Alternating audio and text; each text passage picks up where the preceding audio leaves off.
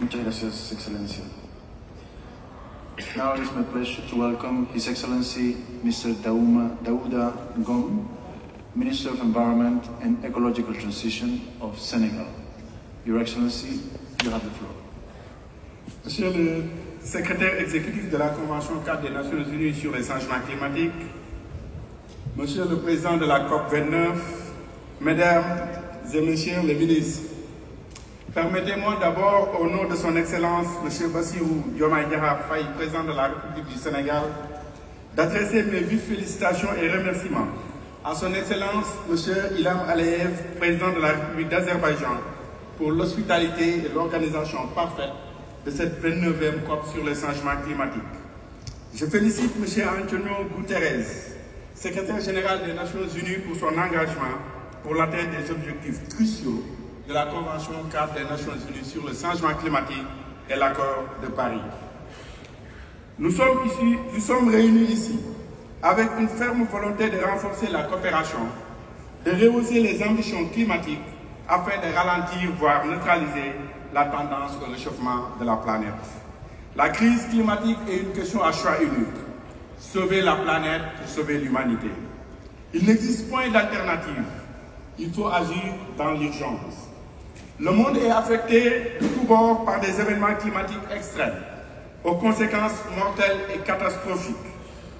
Les inondations soudaines, les crues dévastatrices en cours dans les pays riverains des bassins des fleuves Sénégal, Gambie et Niger, en Afrique de l'Ouest, ont détruit et déplacé des milliers de populations. L'élévation du niveau de la mer avec l'érosion côtière menace sérieusement nos pays, nos infrastructures et écosystèmes.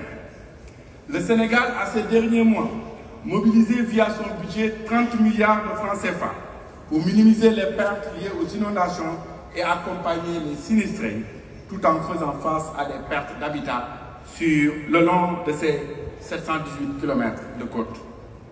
Croyez-moi, Excellence, devoir planifier un développement socio-économique inclusif et durable avec des investissements pouvant être annihilés par un événement climatique extrême constitue une épreuve décisive à laquelle les pays en développement sont désormais soumis. Nos pays sont obligés de s'endetter pour faire face à des pertes et des préjudices qui adviennent régulièrement. Cette situation n'est pas juste et doit être corrigée dans la nouvelle décision de la finance. L'heure est à l'action. Les finances et leur accessibilité doivent être simples et rapides pour la mise en œuvre des CDN, des plans nationaux d'adaptation et autres initiatives.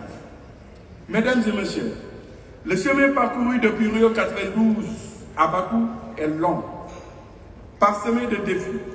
Mais ces 32 années d'endurance nous persuadent que la crise climatique devra être gérée dans l'épreuve de conjoncture, rendant notre mission plus difficile, mais pas impossible. L'adoption du Fonds spécial sur les pertes et préjudices a germé une lueur d'espoir. Nous comptons sur son renforcement durant la session dédiée à la finance climatique. Le Sénégal invite instamment toutes les parties à la mobilisation pour des décisions fortes sur le financement climatique adéquat et accessible, basé sur la subvention adéquate pour l'adaptation, les pertes et dommages, en vue d'aller vers une transition juste, équitable et résiliente, tout en donnant une rémunération adéquate aux transactions carbone venant des pays en développement par la fixation d'un prix plancher. Mesdames et messieurs, agissons vite et bien pour ne laisser en rade aucun pays. L'avenir radieux que nous voulons et la survie de l'espèce humaine en dépendent. Je vous remercie de votre aimable attention. Thank you very much, Your Excellency. Now it is my pleasure